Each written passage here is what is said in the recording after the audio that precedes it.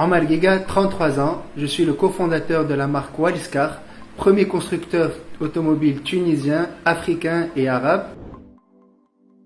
En 2005, on a voyagé dans une île qui s'appelle Wallis et Futuna, au Pacifique, et on a rencontré le fondateur de la Jeep Dallas par hasard, et il nous a expliqué comment on pouvait rentrer dans le monde de l'automobile sans forcément avoir des centaines de millions de dinars. Et on a lancé le projet en mars 2006.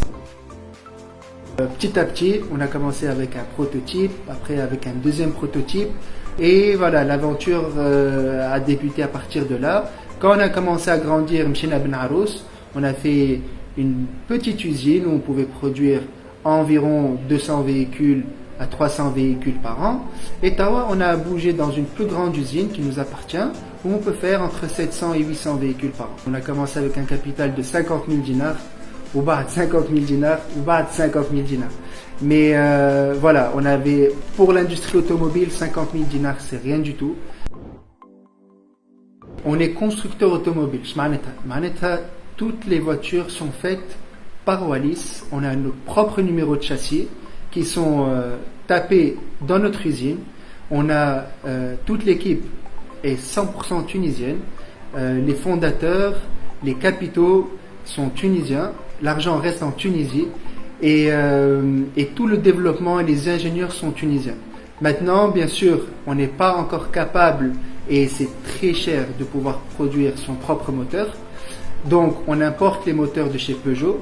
C'est un moteur très fiable et qui se trouve partout sur le marché tunisien et en Europe Z. Donc, on utilise la technologie de Peugeot Citroën. Par contre, nos châssis, nos carrosseries, notre câblage, nos sièges, nos réservoirs, notre conception est 100% tunisienne. On vend 250 véhicules aujourd'hui.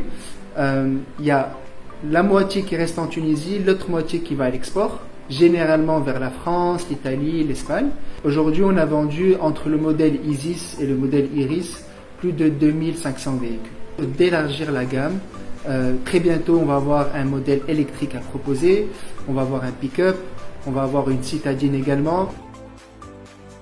Alors, on a fait face à plein de difficultés, je peux en parler toute la journée. Il y a eu des difficultés bien sûr financières, où les banques ne croient pas en ton projet. On a eu des difficultés administratives, où souvent les administrations et les autorités compétentes pour vous donner les autorisations d'homologuer les véhicules, les cartes grises, pour vendre les véhicules, ça a été assez compliqué également. On a eu des difficultés aussi en termes de public tunisien, où ils ne faisaient pas confiance à une voiture tunisienne. Et c'est ça la difficulté, c'est de toujours regarder le positif quand il n'y a que du négatif qui t'entoure.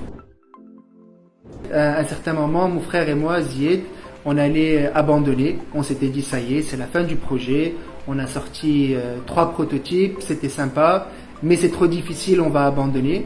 Et donc on a été voir notre père et on lui a dit, bon, on est désolé, tu vas être sûrement déçu, mais on va arrêter tout ça.